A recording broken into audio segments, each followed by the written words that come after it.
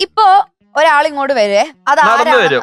നടന്നു വരുവോ? ആ നടന്നു വരുന്ന ആള് നിങ്ങൾ ഗസ് ചെയ്ത് പറയണം. വീണ്ടും സർപ്രൈസ് ആണോ? സർപ്രൈസ് മുഴുവൻ സർപ്രൈസ്. വീണ്ടും സർപ്രൈസ് ഞാൻ പോവാ.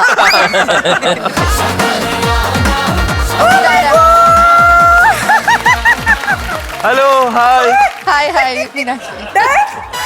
നീ അല്ലാടെ പിന്നെ ഞാൻ നിന്നെ കയറ്റി വിട്ടതാ.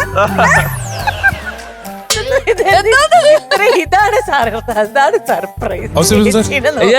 നമസ്കാരം സർ. രഞ്ജി ചേച്ചി ഹായ്.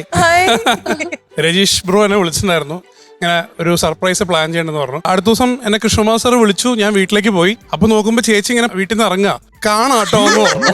ആ ചേച്ചി ഓക്കെ കാണാന്ന് പറഞ്ഞു കേട്ടു. നമുക്കേ ഇവിടെ പലരും അന്തം വിട്ടിരിക്കുകയാണ്. ഇത് ആരാണെന്ന് സ്വയം ഞാൻ പറയാം. ഇത് ഞങ്ങളുടെ എന്റെയും കൃഷ്ണന്റെയും ക്ലോസ് എന്ന് പറയുന്ന ശിഷ്യൻ, ഞങ്ങളുടെ പ്രധാനപ്പെട്ട ശിഷ്യനാണ്. ശിഷ്യനാണ്. പേര് രഞ്ജിത്തുണ്ണി. രഞ്ജിത്തുണ്ണിനെ അതിൽ ഞാൻ പറഞ്ഞ രഞ്ജിത്താണോന്ന് ചോദിച്ചപ്പോ രജീഷ് എന്റെ അടുത്ത് ചെവിയിലല്ല എന്ന് പറയണെങ്ങനെയാണ്. ഞാൻ ഇങ്ങോട്ട് പോകുമ്പോ ഞാൻ കാറി കയറുമ്പോ എടാ കാറി കയറി 2-3 ഫോട്ടോ ഒക്കെ എടുക്കും. ഇവനാണ് ഫോട്ടോ ഒക്കെ എടുത്തു തന്നു. എടാ വെള്ളം വേണം വേന്ന്. ഇവൻ പോയി വെള്ളമൊക്കെ എടുത്തോണ്ട് വന്നു. എല്ലാം കഴിഞ്ഞിട്ട് ഇവൻ എന്നെ കാണാം 2-3 പ്രാവശ്യം കാണാം ഇവൻ എന്തുവാ കാണാന്ന് പറഞ്ഞ. ആ ശരി എന്താണേലും ഇവിടുന്ന് രജീഷ് ഇത് നമ്മളെ എന്ത് ഹാർട്ടൊക്കെ നിന്നുപോയി. എന്റെ എന്താണ് ഇവിടെ നടക്കുന്നത്? സർപ്രൈസ് ഇനി വേണ്ട. ഇവനെ കുറിച്ച് ഞാൻ പറയാം. കാരണം ഞാൻ എൻ്റെ 16-ാമത്തെ വയസ്സ് മുതലാണ് ഞാൻ ചെന്നൈയില് സംഗീതം പഠിക്കാൻ എന്ന മോഹവുമായി ചെന്നൈയിലേക്ക് പോയത്. അപ്പോ പുലിയുടെ മടയിൽ നിന്ന് പറയാം, 2 സിംഹത്തിന്റെ മടയിൽ. ചേച്ചിയുടെ അടുത്തും സാറിന്റെ അടുത്തേക്കും എന്നെ ആക്കി തന്നത് മധുചേട്ടനാണ്, മധുബാലകൃഷ്ണൻ. അപ്പോ എന്താ പറയാ, എന്റെ അച്ഛനമ്മയെക്കാൾ കൂടുതൽ ഞാൻ നിന്നിരിക്കുന്നത് എന്റെ ഈ ചേച്ചിയും എന്റെ സാറും. എന്റെ അമ്മ തന്നെയാണ് ആക്ച്വലി പറഞ്ഞു. കാരണം അമ്മയും അച്ഛനേക്കാൾ കൂടുതൽ എന്താ പറയാ, ഒരു 16 വയസ്സുള്ള ഒരു പയ്യൻ എങ്ങനെ വേണമെങ്കിലും ലൈഫിൽ പല പല വഴികൾക്ക് പോവാം. പക്ഷെ അന്നും ഇന്നും സാറിന്റെ ഒരു ഗൈഡൻസ്, ചേച്ചിയുടെ ഒരു കെയറിങ്, ഇതുകൊണ്ടാണ് ഞാനടക്കമുള്ള എല്ലാ ശിഷ്യഗണങ്ങളുടെ കാര്യങ്ങളൊക്കെ പറഞ്ഞ ചേച്ചിയൊക്കെ നമ്മളെ എന്താ പറയാ അത്രയും കെയറിങ് ആണ്. ഞങ്ങളുടെ ഈ ജന്മത്തിലെ ഏറ്റവും വലിയ സുഹൃതമാണ് ഈ 2 ഗുരുക്കന്മാരെ ഞങ്ങൾക്ക് കിട്ടുന്നത്. ഇത് വേറെ ഒന്നും കൊണ്ട് പറയണല്ല, സത്യമായിട്ടും പറയുന്നതാണ്. Because bottom of my heart ഞാൻ അങ്ങനെ പറയണം. കാരണം വെച്ച് കഴിഞ്ഞാൽ കുറേ ഇതുണ്ട്. രജീഷ് ബ്രോ ഇതൊരു 4 എപ്പിസോഡായിട്ടെങ്കിലും മിനിമം ടെലികാസ്റ്റ് ചെയ്യണം.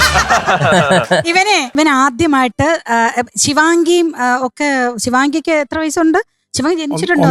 1 ശിവാംഗിക്ക് 1 വയസ്സ്. സുന്ദറിന് മോൻ എൻ്റെ വിനായകന് ജനിച്ചിട്ടില്ല. ഈ കൊച്ചാണ് ഇവൻ. ഞങ്ങള് അപ്പൊ കൊറേ ബിസി ഇതിനൊക്കെ പോകുമ്പോഴത്തേക്കും ഇവനെയാണ് പിള്ളേരെ കൊടുത്തിട്ട് പോകും. പാവം കേട്ടോ ഈ പയ്യൻ. ഗുരുകുല വിദ്യാഭ്യാസം ചെയ്ത ഒരു പയ്യനാണ് ഇവൻ. ഒരുപാട് ഞങ്ങള് ഗുരുവിനെ, ഞങ്ങൾക്ക് ഇവൻ ശിഷ്യനല്ല, ഞങ്ങളുടെ എന്താ പറയണ, ഒരുപാട് ഈ കൊച്ചു ഞങ്ങൾക്ക് വേണ്ടി ചെയ്തിട്ടുണ്ട്. എല്ലാ കാര്യത്തിനും A to Z രഞ്ജിത്തെ എന്ന് വിളിക്കും, ഓടി വരും പാവം. എന്നിട്ട് ആദ്യമായിട്ട് പാടി, ഇവൻ MA MPhil ആണ് അല്ലേ മ്യൂസിക്കില്. അപ്പൊ പാടി ആദ്യമായിട്ട് കിട്ടിയ ശമ്പളം കൊണ്ട് ആദ്യമായിട്ട് എനിക്ക് മേടിച്ചെന്നൊരു വില കൂടിയ ജിമുക്ക കമ്മല്. പിന്നെ പോണടുത്തല്ല, ഞാൻ എവിടെ പോയാലും ജിമുക്ക മേടിക്കാൻ പോയാലും ഇവനെയും കൊണ്ടുപോകും. ഈ ജിമുക്ക കൊള്ളാം, എല്ലാ ജിമുക്കുകളും സെലക്ട് ചെയ്യണ ഇവനാണ്. അത് കഴിഞ്ഞ് പിന്നെ ഇവൻ കല്യാണം കഴിച്ച ഭാര്യയ്ക്കോ ജിമുക്ക ഭയങ്കര ഇഷ്ടാ. ഭാര്യയ്ക്കും ഇങ്ങനെ ഇവൻ ജിമുക്ക മേടിച്ച് കൊടുത്ത് അവസാനം എന്റെ മേടെ ജിമ്മിക്ക് കമ്മൽ ഇവനാണ് പാടിയത്. വിനീത് ശ്രീനിവാസന്റെ കൂടെ എന്റെ മേഡം ജിമ്മിക്ക് കമ്മൽ പാടിയത്. ഞാനും തമ്മിലൊരു ബന്ധമുണ്ട്, വളരെ ചെറിയൊരു ബന്ധമാണ്. കാരണം എന്നെക്കാൾ 1 വയസ്സ് സീനിയറായ എന്റെ സ്കൂൾമേറ്റ് ചേച്ചിയാണ്. അല്ല, ആ പാട്ടിനെ കുറിച്ച് ചോദിക്കാം. അപ്പൊ ശരിക്കും കൃഷ്ണൻ അത് കട്ടുകൊണ്ട് പോയിരുന്നു? Controversial questions. വേറൊരു കാര്യമുണ്ട്, എനിക്ക് കിട്ടിയ ഏറ്റവും വലിയ ഭാഗ്യം എന്ന് പറഞ്ഞാൽ, ഇപ്പൊ ചേച്ചി തമിഴില് തമിഴ്ന്നല്ല, ഒരു എടുത്തു പറയാൻ പറ്റിയ ഒരു പാട്ടെന്ന് പറഞ്ഞാൽ എല്ലാവർക്കും അറിയാം, ചന്ദ്രമുഖിയിലെ രാര എന്ന് പറയുന്ന പാട്ട്. ഈ പാട്ടിന് റെക്കോർഡിങ്ങിന് കൂടെ പോയത് ആരാ? പണ്ട് എല്ലാ പാട്ടിനും എല്ലാത്തിനും രഞ്ജിത്ത് ഉണ്ടെങ്കിൽ പിന്നെ കൃഷ്ണനും ഒക്കെ ഇതാ പാവം കൂടെ ഇപ്പം ചേച്ചി ഇത് ഏത് പാട്ട് അപ്പോഴും ഞാൻ പറഞ്ഞില്ല. അതിന്റെ ഇത് ഞാൻ പറയാം. അന്ന് എനിക്ക് ഇപ്പോഴും നല്ല ഓർമ്മയുണ്ട്. ചേച്ചി നാട്ടിൽ പോയി, സമ്മർ വെക്കേഷൻ സമയത്ത് പിള്ളേരായിട്ട് നാട്ടിൽ പോയി. അപ്പൊ സാറിന്റെ അടുത്ത് ക്ലാസ്സിൽ ഇരിക്കുന്ന സമയത്ത് പെട്ടെന്ന് ചേച്ചി വരുന്നു. അപ്പൊ ചേച്ചിയെല്ലാം നാട്ടിൽ പോയേ?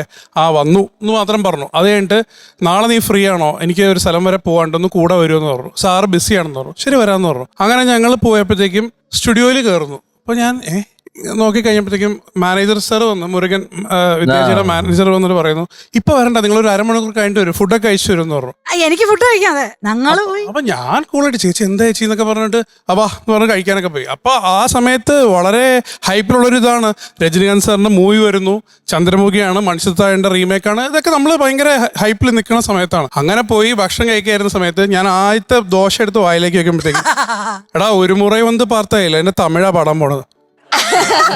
അമ്മേ, അത് ഒരു ദിവസം പോയി 2 ദിവസം പോയി അവിടെ ഉള്ള കൊതുകുകളെ കൊല്ലാൻ വേണ്ടി മാനേജർ തന്ന ബാറ്റൊക്കെ എനിക്ക് ഇപ്പോഴും ഓർമ്മയുണ്ട്. മോസ്കിറ്റോ ബാറ്റൊക്കെ ഇറങ്ങിയ സമയം. അപ്പൊ ഇതൊക്കെ കഴിഞ്ഞ് രാര പാടി ഹിറ്റായ സമയത്ത് പല പല പ്രോഗ്രാമുകളിലും ആ സമയത്തൊക്കെ പ്രോഗ്രാംസ് ഒക്കെ പോകുമ്പോൾ പിള്ളേരൊക്കെ എന്റെ കൂടെയാ. രണ്ടുപേരും ഇവന്റെ മടിയിൽ കയറി ആരിക്കണം, രഞ്ജിച്ചേട്ടന്റെ കൂടെ ഞാൻ രണ്ടുപേരും നോക്കുമ്പോൾ മടിയിൽ ഇവൻ ഇങ്ങനെ ഇരിക്കും. എന്നിട്ട് അപ്പൊ കഷ്ടം കേട്ടോ, ചില നേരം ഞങ്ങൾ കച്ചേരിക്ക് പോകുമ്പോഴ്, എന്നിട്ട് ചില നേരം ബാത്റൂമിലൊക്കെ അവർക്ക് പോകുമ്പോൾ പാവം അടുത്തുള്ള വീട്ടിലെ കന്നഡ മാമിയെ കൊത്തിലൊക്കെ വിളിച്ചോണ്ട് വന്നാണ് അവരെ കഴിക്കുന്നത്. രസകരമായ സംഭവം പറയാം. ബാച്ചലർ ലൈഫിൽ താമസിച്ചുകൊണ്ടിരിക്കുന്ന സമയത്ത് അവിടെ നിന്ന് AC ഒന്നുമില്ല. അപ്പോൾ ചേച്ചി ഒരു ദിവസം സാറ് US കോൺസേർട്ടിന് പോയപ്പോഴത്തേക്കും ചേച്ചി പറഞ്ഞു, എടാ നീ ഇന്ന് ഇങ്ങോട്ട് വാ, ഇന്ന് രാത്രി നമുക്ക് ഇവിടെ കിടക്കാം, കുഴപ്പമില്ല, ഇവിടെ AC ഉണ്ടല്ലോ, സുഖമാണ്. ഞാൻ ദൈവമേ AC കിട്ടും, AC റൂമിൽ കിടക്കാന്നുള്ള ഇതിൽ ആഹ്ലാദിച്ച് പോവുക. ഞങ്ങൾ വീട്ടിലിരിക്കുന്നു. അപ്പോൾ ചേച്ചി ഡിന്നറൊക്കെ തന്നു. ഞങ്ങൾ ഇരിക്കുന്ന സമയത്ത് പെട്ടെന്ന് എന്നൊരു ശബ്ദം. നോക്കിയപ്പോഴത്തേക്കും ട്രിപ്പായി. നോക്കി കഴിഞ്ഞ് പുറത്തേക്ക് ബാക്കിയുള്ള വീടുകളെല്ലാം കറണ്ടുണ്ട്, ഈ വീട്ടിൽ മാത്രം കറണ്ട്. അന്ന് രാത്രി AC കിടക്കാൻ വന്ന ഞാനാ. കറണ്ടപ്പ് വരും ചേച്ചി, ഇത് തന്നെയായിരുന്നു രാവിലെ വരാൻ. ഈശ്വര ഭഗവാനെ സുന്ദരൻ നല്ല തന്നെ വരുത്തണേ. പക്ഷെ എന്റെ 46ാമത്തെ ബർത്ത്ഡേക്കാന്ന് തോന്നുന്നു ഇവൻ, ഞങ്ങൾക്കൊരു ഗ്രൂപ്പ് ഉണ്ട്. ചേച്ചിയുടെ ഈ ബർത്ത്ഡേ സമയം എന്ന് പറയണത് കൊറോണ സമയത്തായിരുന്നു. അപ്പോൾ പെട്ടെന്ന് ഒരു ദിവസം ശ്വേത എന്നെ മെസ്സേജ് ഇട്ട് പറഞ്ഞു, രഞ്ജിത്തെ ബിനിച്ചിന്റെ ബർത്ത്ഡേ അല്ലേ, നമുക്ക് എന്തെങ്കിലും സർപ്രൈസ് കൊടുക്കണ്ടായിരുന്നു. അപ്പോൾ ഇതേപോലെ ഞങ്ങളുടെ ശിഷ്യഗണങ്ങളിൽ ഒരാളുടെ കല്യാണം, ഈ കൊറോണ ഒരു ഫസ്റ്റ് വേവ് കഴിഞ്ഞ സമയത്ത് കല്യാണം നടന്നു. അപ്പോൾ ചേച്ചി ഒരു വലിയ വിനായകൻ ഗണപതിയുടെ മുമ്പിൽ നിൽക്കുന്ന ഒരു ഫോട്ടോ. അപ്പോൾ ഞാൻ വെറുതെ തമാശയ്ക്ക് ഒരു വരി എഴുതി വെച്ചു, അതങ്ങനെ വിട്ടു, തമാശ എന്നുള്ള രീതിയിൽ. പക്ഷേ ശ്വേത ഇത് പറഞ്ഞപ്പോഴത്തേക്കും ഞാൻ പറഞ്ഞു, ശ്വേത ഒരു ചെറിയ ഒരു സ്പാർക്ക് എൻ്റെ മൈൻഡിലുണ്ട്, അതൊന്ന് ഡെവലപ്പ് ചെയ്യട്ടെ എന്ന് പറഞ്ഞപ്പോൾ ചെയ്തോളൂ എന്ന് പറഞ്ഞു. സത്യം പറഞ്ഞ സിബൻ സാർ, എനിക്ക് ഇന്നും അറിയില്ല, ഞാൻ ചേച്ചിയുടെ അടുത്തും സാറിൻ്റെ അടുത്തും ഈ ക്ലാസിക്കൽ മ്യൂസിക് പഠിച്ചിടുന്നല്ലാണ്ട് സംസ്കൃതം എനിക്ക് എൻ്റെ ലാംഗ്വേജ് അല്ല. പക്ഷേ സംസ്കൃതത്തിൽ എന്നെ കുറിച്ചൊരു പാട്ട് കൃതി എഴുതി കമ്പോസ് ചെയ്തു വസന്തരാഗത്തില്. സംഗീതനായിക മഹാവിദ്യ സ്വരൂപ സംഗീത നായിക മഹാവിദ്യ സ്വരൂപ. സംഗീതം എന്റെ പേര് സംഗീത എന്നാണല്ലോ. അങ്ങനെ വലിയൊരു കൃതി ഉണ്ടാക്കി ഇവരെല്ലാം ഒക്കെ 46ാമത്തെ ബർത്ത്ഡേക്ക് ഇതെന്നെ TV-ലിട്ട് കാണിച്ച് ഞാൻ കരഞ്ഞ് വിളിച്ച്. ആക്ച്വലി അതിന്റെ മീനിങ്, എന്റെ മനസ്സിൽ വന്ന മീനിങ്, സംഗീത നായിക എന്ന് പറയുന്നത് സരസ്വതി ദേവിയാണ്. ഞങ്ങളുടെ സരസ്വതി ദേവി ഞങ്ങളുടെ സരസ്വതി ദേവി, ഞങ്ങളുടെ എന്ന് പറയുമ്പോ എല്ലാരും ഉണ്ടല്ലോ.